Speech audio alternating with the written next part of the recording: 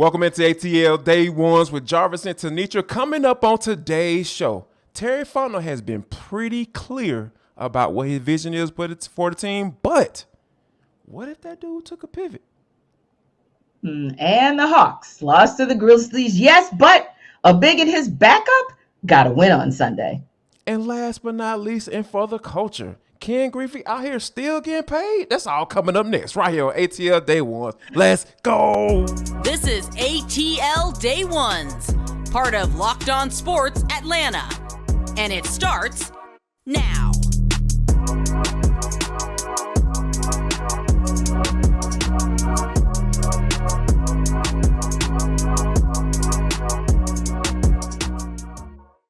I want to start by saying thank you for making ATL Day Ones your first listen of the day. And remember, we are free and available wherever you download your podcast. Wherever you download your podcast, make sure that you leave us a 5-star review. Really appreciate that from you in advance. Today's episode of ATL Day Ones is brought to you by FanDuel Sportsbook. Make every moment more. Visit FanDuel.com/lockedon today to get started. But T, when you think about all of the news that's coming down, owners' meetings going down, and all the situations and stuff they talking about with rule changes and everything, but I think this is probably the biggest news to come out.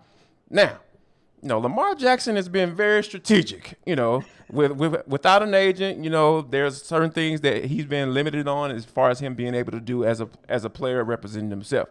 But I think this dude's playing a little chess. So he tweeted out right before John Harbaugh was set to speak at the owners' meetings that, hey, he requested a trade back on March the 2nd. And he was basically saying farewell to the fans and I appreciate you all and all this stuff. And he ended it off with, hey, join my fan subscriber page.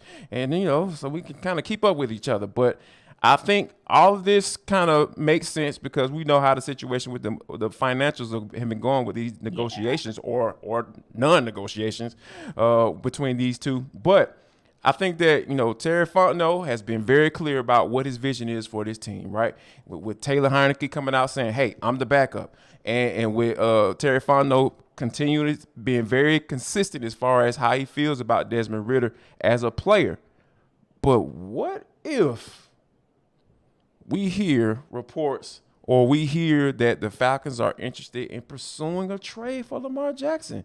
Would that be something that would kind of turn you off about this organization? Or would you like, okay, they are really trying to go for it? Yeah, I'd be okay with it because we've seen Terry Fontenot and Arthur Smith be calculatedly aggressive. And what I mean by that is not aggressive in overpaying at any position. Yeah, maybe by $1 million or $2 million, if that's how you think, because I've heard some people say that about what they gave Jesse Bates and even what they gave Caleb McGarry, although that was still a steal, right? at the end of the day. But ultimately, Jarvis, they still didn't break the bank on Jesse Bates. They still did not break the bank on Caleb McGarry. And that's why I said calculated aggressiveness, calculated risk. Lamar Jackson is a calculated risk. Now, depends on what comes to the table as far as what the Ravens are going to ask for. That's still questionable, right? It still depends because we're pretty deep into free agency at this point. So that might dictate some things. But ultimately, what does a conversation hurt, Jarvis? What does a conversation with Lamar Jackson or the Ravens organization hurt? Because you tell me if you have an opportunity at a quarterback, a former MVP, although I know that he's been injury riddled ever since then. But if you have a shot at somebody who's a bit more proven, how do you not go after him? How do you not have a conversation about it at least? Wow. I mean, that's the $250 million question, T, when you think about it. So, but I come from the standpoint of like this. Okay, like you went through the whole process and evaluated him last year, Desmond Ridder, that is, and you went through this whole thing about what you're looking for, exactly the type of player that he is, and you really feel confident that he's going to be the guy who you drafted him to be in the 3rd round with a 74th overall pick. Like, my whole thing is like this. Like, when that's how you feel and he hasn't done anything to change those feelings, I feel like you should stay the course because, like you have a lot of needs, obviously. Yeah. And that's why they were one of the more active teams in free agency because they had so many holes to fill. Yeah. So, unless they went out and got Deron Payne and doggone whatever wide receiver that they were targeting, which is a kind of a weak market, but and you started to see them really going out there being super aggressive. Then Lamar Jackson kind of makes sense. Like you said, they were calculated. They're being calculated with this thing, not looking to overpay a guy and bringing a guy back like Caleb McGarry and paying him $11 million, and not paying him like a top end right tackle. Right. Those are some of the things that tell me, like, hey, we're trying to build something here. We're trying to build for the long term. And I think that I'm okay with that. But like you said, Lamar Jackson is enticing like a mug. Like, you at least have to have the conversation, because I think you're going to get the question over and over again, whether that's from the media or your fan base. To have a conversation or to inquire doesn't hurt anything. You could still stay where you've been since you inserted Desmond Ridder into the QB1 spot. And I'd still be perfectly okay with that. But if the question is whether or not it changes things even slightly, well, yeah, because you at least have to have a conversation with him or with that organization, or a conversation with yourselves to be prepared to tell both the media and your fan base why you chose not to go after him at all. Yeah, I think that. And we know Arthur Smith and Terry Fontenot would be more than willing to answer those questions. Yes. Specifically Arthur Smith, because we know his get down when it comes to answering certain questions and quote unquote false narratives and all that stuff. So yeah, I think this would be interesting, but from a standpoint of realistically, I'm just like, all right, man. Let's kind of move on from Lamar. Let's get focused on the draft, and let's try to figure out what's going on. Speaking of the draft, T, we are literally 1 month away from the draft right now. Like, oh my God, this is crazy. Like, it is getting real. And you know how I was last year when I had my football helmet because I was so excited about the draft here. But yeah, it is well on its way for 2023. And I think something that Terry Fontenot said was pretty interesting when it comes to building out the back end. We always talk about the first and second round picks, right? But I think even Fontenot even made in that interview as well. He brought up something about the 8th round, meaning the undrafted guys. Yeah, we know how important those guys are, and as far as building out a complete roster. But here's Terry Fontenot with one of our good colleagues in Tori McElhaney talking about filling out that roster with those guys to get where they need to be. Leading up to the draft, that's this process where no one's working harder than the scouts, the coaches, and really digging and finding players, and us spending time with them, going out and working out players and cleaning up the visions. Yeah, I love him saying that, because what he's doing is he's setting you up to understand that even if, and follow me on this one because this hurts my whole heart to say, but even if they don't go after an edge rusher at 8, what Terry Fontenot is saying is he's proven to you that he can get some gems later on. And so not saying, 3rd, 4th, or 5th round with an edge rusher, but this is a deep class. It is. So at the 44, if you got an offer that you couldn't refuse for that 8 spot, and that takes you all the way down to, I don't know, Jarvis, 17. Or you give away the pick completely and it nets you so much in draft capital next year, or even for free agency, whatever the case may be, you've got 44. And you can still bump up from 44, and potentially, maybe it's not a Will Anderson, or maybe it's not a Jalen Carter or Miles Murphy, but there are some other gems. There are some other potential game changers. Yeah, it's definitely some game changers down there, because we think about, a guy like a Keon White, who you probably can get at that 17. Yeah. People won't be looking at you crazy. I know I wouldn't. Like, if you get a guy like that in that spot, I think that'll be something that'll be good for the Falcons, and they'll be able to have a guy in there that that can be versatile and can get to the passer and be able to do well against the run also. Now, T, we know about the NFL draft and everything. There's another thing that's coming up, like literally this week. The Atlanta Braves first opening day is Thursday, T, March the 30th. They're going to kick that bad boy off up in Washington against the Nationals. It should be a dub. Max Fried going to be on the mound. But one guy that we found out over the weekend that's not going to be on the mound is Kyle Wright. Yeah. He's on ILT. He had the cortisone shot in his shoulder, so he's been dealing with that. So the Braves are taking it slow. and they're going to allow him to kind of, continue to ramp up and build up his arm strength. And they're going to bring in the two rookies who we've been talking about, Dylan Dodd and Jared Shuster. They're going to get their first starts within the first few games of the season. I mean, I think this just kind of goes to what we've been talking about, T. It seems like every time Braves have an issue with injuries, they always got answers. Indeed. I mean, it's unbelievable. And here's the good thing. If you're going to have to insert rookies, and if you're going to have to lose a 21-game winner from the previous season, do it at the beginning of a season. Do it at the beginning of a season.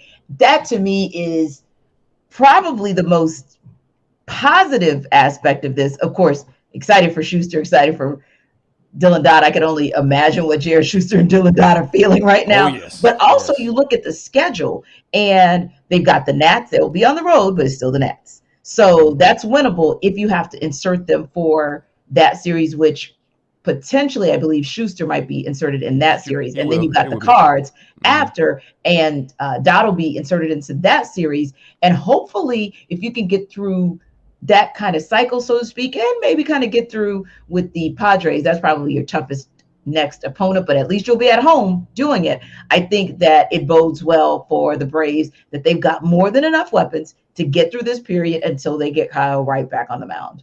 Yeah, and I mean, factual statement. These are the facts of the case.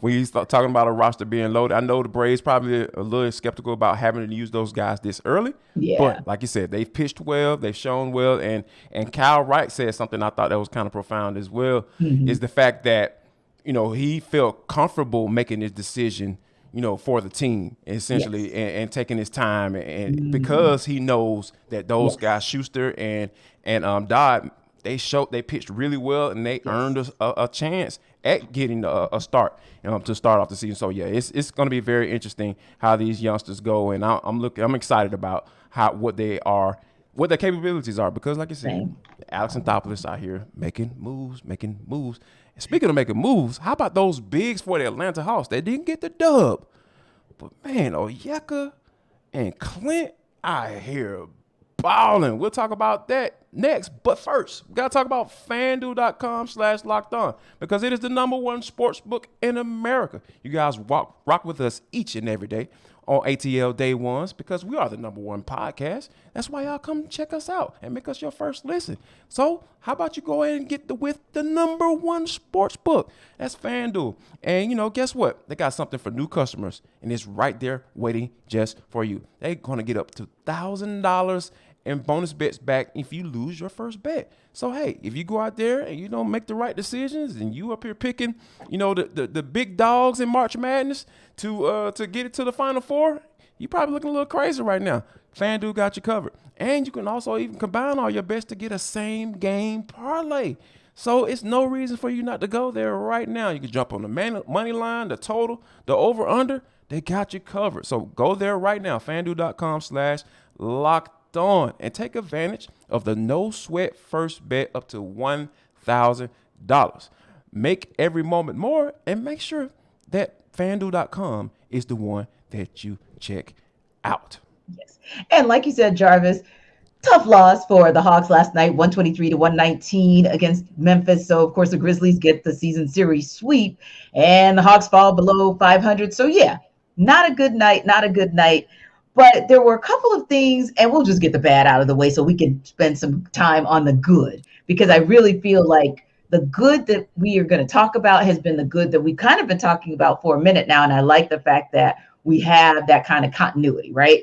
But one of the things that was a little unsettling was the bad.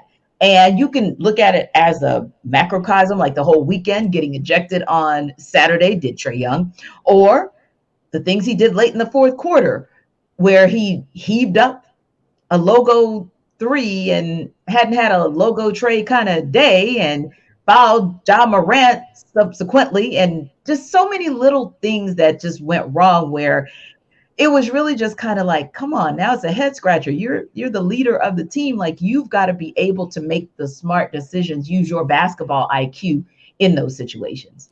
Yeah, and I've been saying that even in the win against the Indiana Pacers before he got ejected, it was kind of like, man, what are you doing, Trae? Like, those are some of the – and, teams have been keying in on him in late in games as well. Yes, like whoever's Trae's guarding, he getting the rock. And it's one of those old school Michael Jordan kind of like cuff the ball like this and be like, y'all get out the way. Y'all know what time it is right here. Yep. I got this. This is me right here. I'm going to go ahead and take advantage. So, it's been – And DeJounte has kind of been like that too, but more so Trae.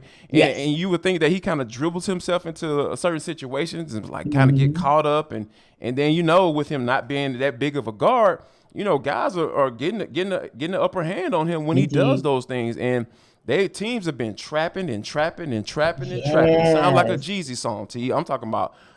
That's all you hear. That's all you see late in the games when teams get down or they're up and they're trying to gain a lead and put some pressure on the Hawks. They just start trapping Trae and get the ball out of his hands and see what can happen. And I think that for the most part, that's been working out in these teams' favor.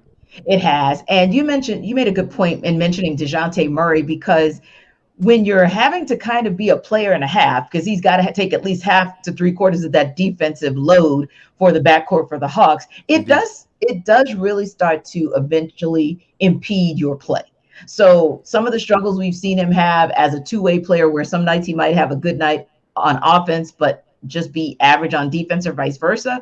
Well, when you're having to kind of make up for those mistakes or try to cover them up like we've seen of late in late games, you're not going, that whoever has to guard you is going to be like, okay, we worn him out for three and a half quarters. Now it's time for us to go at them both.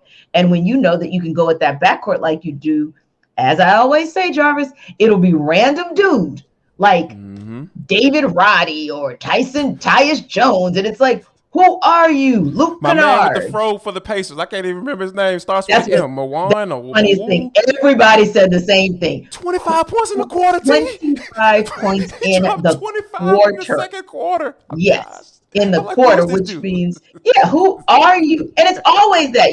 That's my favorite phrase. Random dude.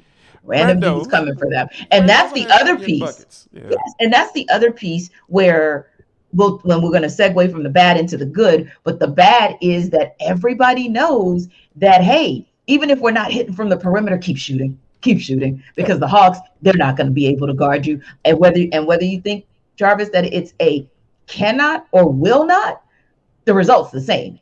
When the Grizzlies are out here shooting what? Darn near 43% from three. I mean, 13 for absolutely nuts. 13 for 30. I think it was absolutely something. Actually, slightly higher than that, because they shot like 39%. From the 3-point line. That's because you know that you can attack there. But someplace where they couldn't attack as much was inside. And that was particularly because of what we saw from Clint Capela and Onyeka Okungwu. They came out so assertive, so aggressive last night. And I absolutely loved it because, Jaren Jackson Jr. has been a beast this entire season. Yes. And he still got his, don't get me wrong, still got 15 points. But we're talking about somebody that can get multiple blocks and someone who could get a double on you in a heartbeat. He only had 15 points. And the reason I say only is because that's below his season average. He only had 7 rebounds, right? And so that's below his average as well. So that's when you start looking at it and you say to yourself, okay, those bigs hung with those bigs. And Dylan Brooks, although he's technically, not he's a forward, but still, you held him to 6 points. And Xavier Tillman, 15 points, but you also only held him to 8 rebounds. Now flip it, and you're talking about CC and Double O getting, I believe it's 15 and 13 points respectively. You're talking about both of them having double-digit rebounds. You're talking about CC with 4 blocks, Double O with 1. And Jarvis, for me, that was the takeaway. The fact that that's how you were able to dominate with points in the paint. That's how you were able to really dominate with second chance points. And you got to the bucket because you had 22 of 26 free throws. Yeah, T, you talking about 31 points and 27 rebounds combined from the center position. Like, come on, what more can you ask for in today's game? You know what I mean? So, when centers are pretty much obsolete unless you're out there shooting it from half court, from behind the line, 3-point line. So all those things kind of makes me like very excited about, Clint Capela, because, there have been some conversations. I even thought about it as well. I was like, well, maybe they should move on from Clint. But nah, Clint said, no, I'm still here. And I think Onyeka is in a space where he's getting ready to go into that contract year, T. So I think you're going to have to figure out what you're going to do with O. And I think that, you're going to have to lean towards, potentially paying this dude and figuring out where else to cut, or where else to kind of subtract by addition. You know what I mean? Addition by subtraction, excuse me. Mm-hmm. So I think all of those things kind of in play when it comes to the Hawks, because like as we come down through these last few games of the season, I really wholeheartedly believe that there is a lot of evaluations going on the court and off the court. So we will definitely kind of see what this team looks like too. And one more quick thing I wanted to bring up to you. Trae is sitting over 15 technical fouls. That's something to keep an eye on, because we know once you get that 16th one, that's going to be, you got to sit down for a whole game. Yeah. So this is going to be very interesting to see how this thing plays out. Yeah, because we are talking about quite a brutal stretch. It is the second hardest schedule for the remaining games in the entirety of the NBA. When you're talking about a team that's sitting in 8th place, but sitting there tied with the Raptors. Now, granted, the good news is they actually will get the tiebreaker this year against the Raptors versus, say, last year. But you've got the Cavs coming in tomorrow night, and they are hot still. You go into Brooklyn, and thankfully there's at least a couple of days of breathing space, right? But then you're coming back and you're going to take on the Mavs. Well, the Mavs kind of look like you. Sometimes they're up, sometimes they're down. But you got to go to the Bulls. You got to go to Chicago. Then you've got the Wizards, and they played you hard all year. And then you've got the Sixers. And then you wrap up at Boston. I mean, at this point, Jarvis, the bigger question may be, my goodness. So how about that 10th spot? Ooh, wow. The one thing I can say about the Hawks, like the thing about that is, like, that will mean that you would probably have to go on a nice little losing streak, and Toronto will probably have to go on a nice little winning streak. And given how both of these teams have played, they don't, they're not going to win a lot in a row, and they're not going to lose a lot in a row, because they've just been consistently average. And I think that I don't see it happening, but ask me, would I be surprised if it did? Exactly, because Chicago is lurking, and that's that other piece. Yes, they are all kind of bottom dwellers right now, and everybody is it's just a toss-up, and it may just come down to scheduling. It really just may come down to whose schedule is the easiest. But if that's something that stresses you out and you feel like you just need a break, or you need some way to get rid of your Hawks stress that comes up every other day, then you probably want to get a Built Bar. That's a good look for you, because it's still March Madness as well. And I'm sure March Madness, probably a couple of weeks ago more than anything, Jarvis, when it started, probably stressed everybody out. I think the crazy results that you got this past weekend, they don't even stress folks out anymore. So you might as well have fun if you can. Right. It's like expected. Sure, a 5, a 9, a 4. Of course. Well, the March Madness bracket is here too. You can still hang out on the Built.com website and check it out. In fact, it's BuiltMarchMadness.com. That's where you can vote for your favorite bar, your favorite puff. Cookie dough is what it is for me, but hey, do you. Vote for whatever bar you want or whatever puff you want. And when you vote for your favorite bar or your favorite puff, you'll be entered into a drawing where 50 lucky Locked On listeners will get a free box of Built. Good luck again. But there's more. Not only that, one Locked On fan wins a 12-month subscription to Built to have Built's best bars or puffs delivered monthly straight to your door. So don't forget, it is goodness all wrapped in a package deal. Good protein, not good calories, but good calories because you don't have a lot. So it's BuiltMarchMadness.com. Absolutely. Locked On Sports Atlanta family. Listen up, man. Let me tell y'all something. We are on our way to 6,000 subscribers, man. Y'all make sure y'all jump on board. If you're sitting here listening or watching this doggone thing, make sure you subscribe or download an extra podcast, because, hey, we're trying to get the word out about what we got going on right here on Locked On Sports Atlanta. We're doing big things. So get with the big program so you can become part of this big family. But T, this is For the Culture. It is the intersection between sports, entertainment, the culture, and sometimes whatever the hell we want to talk about, because that's just how we get down on this show. Today is no different, T. How about this? One of my favorite baseball players of all time, the guy that introduced me to baseball, the guy that made me feel like I can do this doggone thing, the kid, Ken Griffey Jr. T, how about this? This man is going to be in the top 5 highest paid players for the Cincinnati Reds in 2023. This is unreal. That is so unreal, right? He's going to be making $3.59 million T, and this is coming from a contract extension that he had with the Reds back in 2000. That was a very long time ago, and I'm not going to even date myself as what I was doing in the year 2000. But when you think about that, T, like, because you know all Bobby Bonilla, we know the check that he gets in July. You know what I mean? Like, Ken Griffey said, "Hold my beer, $3.59 million T. Come on now, what is that? Let's go." Right, that is unbelievable because with Bobby Bonilla, you got the Mets, the Orioles. They pay him $500 a year. He still has 6 more years on that. But Ken Griffey Jr., that's like, right yes, kick your feet up and just, another check. Wow, there's another check. Woo, another check.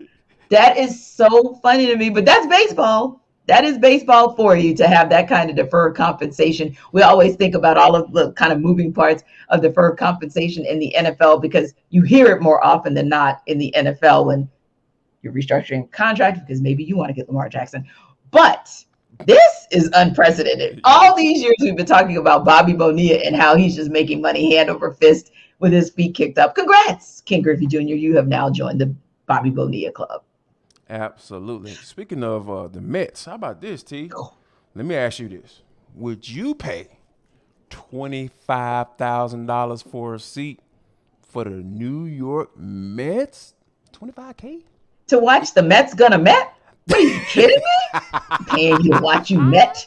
No. Right. What I will pay for is the Braves. I'd pay for a seat for the Braves. I'd pay for a seat for the Dodgers. Pay for a seat for the Yankees. That's probably where that's going to stop. But the Mets? Do you know how mad? Like, what if they do what they did last year and you paid for that seat? Ooh. Oh my God. You would probably have somebody's head on a swivel. You would have somebody's head. Yeah, so no Mets. I think you're getting ahead of yourselves. And granted, you have another rockin' roster, and it looks like you're going to be just as competitive this year as you were last year, and maybe even get over the hump of what happened to you in the postseason. But I don't think you're in $25,000 seat territory. Yeah, Mets. Forget about that. Y'all already know what my answer is. Hell no. Ain't nowhere in the world I'm paying $25K. If I even had it to pay, T, I would not be paying that to those people. They would not be getting my money. Steve Cohen, you need to continue to pay those salaries, bro, because guess what? We already know what time it is. You just trying to get some of that money back. I get it. Oh, man. Oh, yeah. And last but not least, T, before we get out of here, we always, got to get the people to shout out who we run into the streets when we out and about trying to do our thing. So tell me about Mr. Brandon here that you said that approached you while you were at the gym? I was getting my workout on yesterday and someone walks up to me and says, "Hey, are you on YouTube?" And I'm thinking, okay, 2 days ago, someone had asked me if I'm on IG. What is this? So I was like, yes. Exactly. And for what reason? So I said, yes. And I go, and why? What for? And he says, I really appreciate your content. You do a great job and I love your show. And I was like, oh, thank you so much. And so I just wanted to thank Brandon and all of our supporters, but particularly Brandon for coming over to personally say that he's a supporter of this podcast. And we just ask you to keep supporting and tell a friend to drop by too, because hey, they might like the content as well. And also, we just want to say thank Brandon and all of you for making ATL Day One your first listen of the day. Remember, we are free and available wherever you download your podcast. Make sure you leave us a 5-star review. But how about this? Go check out Locked On Sports today and make it your second listen of the day. They are free and available wherever you download this podcast. And last but not least, before we get out of here, I want to make sure you guys make sure that you share love, show love, and most importantly, spread love.